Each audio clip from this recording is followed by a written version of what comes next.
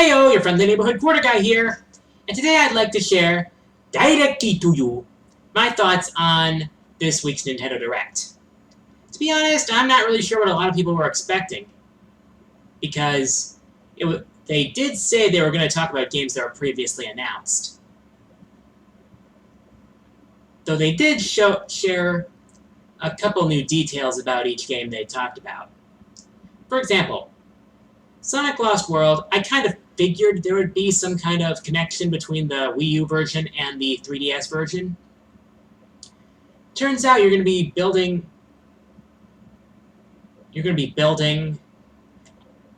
RC vehicles in the 3DS version and using them for co-op play in the Wii U version. I think that sounds pretty cool.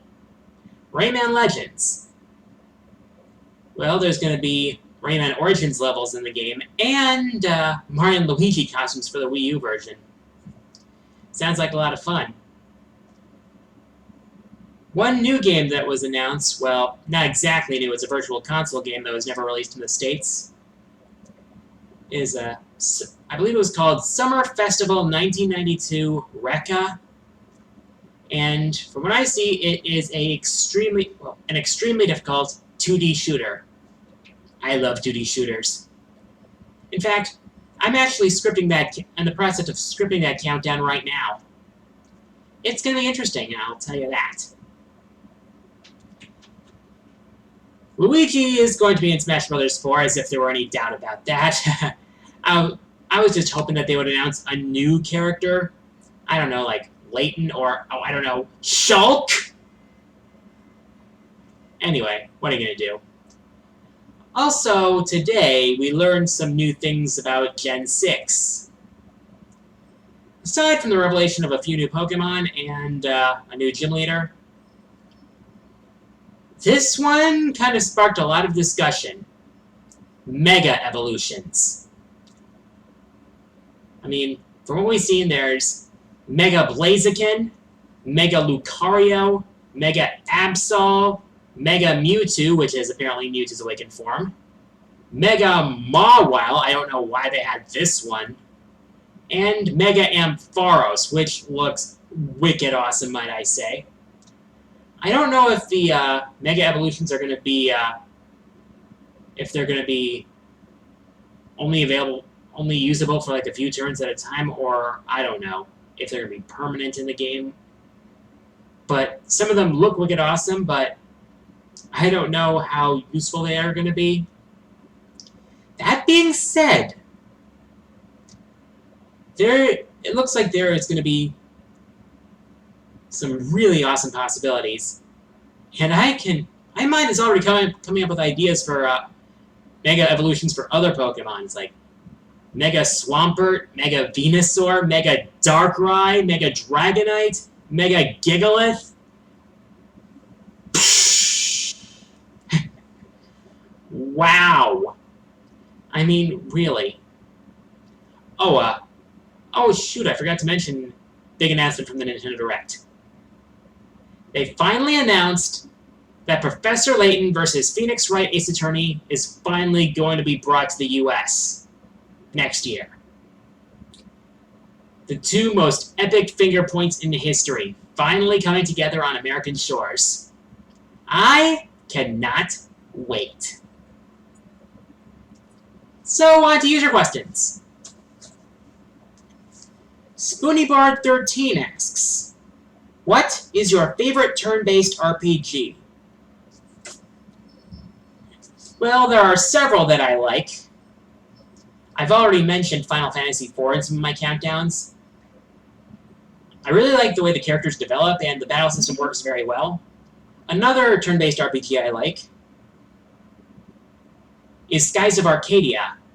Not only for its intuitive battle system on the ground, but for the airship battles. Those can be really exciting. I've been playing through Earthbound, and I'm really enjoying that game as well. But if I had to pick one favorite turn-based RPG, it would probably be Pokemon Black and White 2. I mean, seriously, the franchise just keeps getting better and better with each generation from my perspective. Even if it's in slow, gradual steps, there are still a lot of things that come to the table with each new generation, and that's why I'm really excited about Gen 6. But yeah, for now, Black and White 2 is my favorite turn-based RPG. Next question comes from Brendan Bond. He asks, are there any Sonic characters you hate?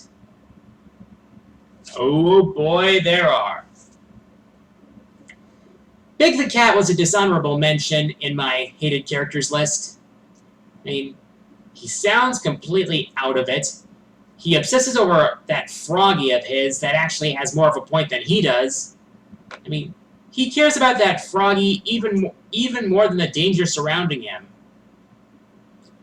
I mean, and he's just idiotic. I mean, his speech pattern can pretty much be summed up like this. Froggy? Froggy! Froggy! Seriously, Big, go die.